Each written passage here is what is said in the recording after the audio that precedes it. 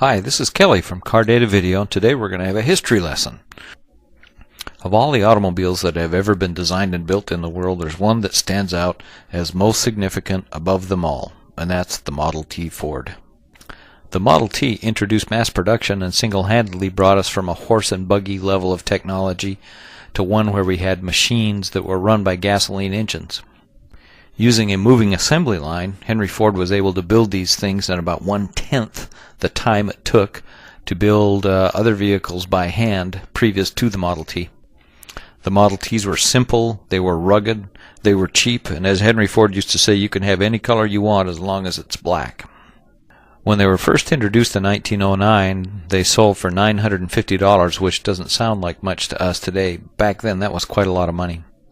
Henry Ford cleverly paid his employees $5 a day, which back then was a huge amount of money compared to other jobs that they could get. He also reduced their workday from 9 to 8 hours, but again by doing that, he could have 3 production shifts working and hence build cars around the clock. All of this was going on at a time of economic difficulty and transition, and so the result of this is people would come from all over the country to get jobs working in Detroit at the auto factories, and of course their job of choice was with Ford.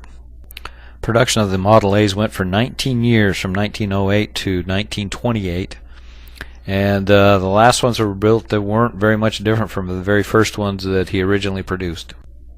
They had wooden spoked wheels with metal rims pressed on them. You can see here what they're doing is hand filing the spokes to make them smooth so they can be painted. The engine was a ridiculously simple, by today's standard and light, 177 cubic inch, which is 2.9 liter, 4-cylinder engine, which produced 20 horsepower. The vehicle weighed about 1,200 pounds, depending on which body style you got, and would be good for about 40 to 45 mile an hour top speed, and it had 2 forward gears.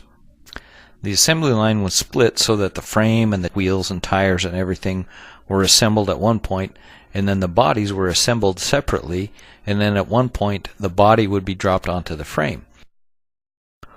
Over the years, an enormous number of body styles were created. You had a touring car, a roadster pickup, a ton truck, a closed cab ton truck, a coupe, a 2-door, a 4-door, a center door, a station wagon, and a convertible. Pretty versatile vehicle. Eventually the Model T was replaced by a Model A, which was a modernized, stylized version of a vehicle that looked quite the same. Highland Park was the first modern assembly plant, and is where the Model Ts were produced. And just like today, when they're done being assembled, they're driven off the assembly line. But look at these vehicles as they come out. Look at all the different body styles, many of which we read, and these are all just different versions of Model Ts. Finally, after 19 years of production, Henry Ford had actually built almost 15.5 million Model Ts, and they were by far the most popular and most plentiful vehicle on the road. And here you can see the assembly of the 15 millionth, which is a 4-door convertible model, and as you can see, they've added some paint colors other than just black, and that actually is Henry Ford there driving off the assembly line and driving in that 15 millionth Model T Ford. This particular one hadn't gone through final assembly quality control. You can see how Henry had to give a little nudge there to get it shut properly. To start a Model T, you had to hand crank it, but because the engine wasn't very big and it was low compression, all it would take was about a half a turn and it would fire right up. Back then, riding in a car was an occasion. It was a big excursion. It was fun. Just the ride itself was quite entertaining. Keep in mind that going somewhere in a car was probably 10 times faster than going by horse or buggy, which is what they were accustomed to before. Back then, cities were just developing, and most of the roads were terrible, especially the country roads.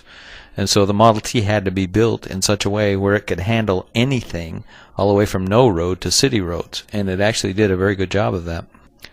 Most of the country roads were mud roads or dirt roads, and in the city there were no snow plows. If it flooded, you had to ford it, and so you just had to deal with all the stuff, and the Model T was miraculous at being able to handle almost any road condition you could imagine. So here you've got the original Ford Model T, the great-great-great-grandparent of most every car you see on the road today. This is Kelly from Car Data Video.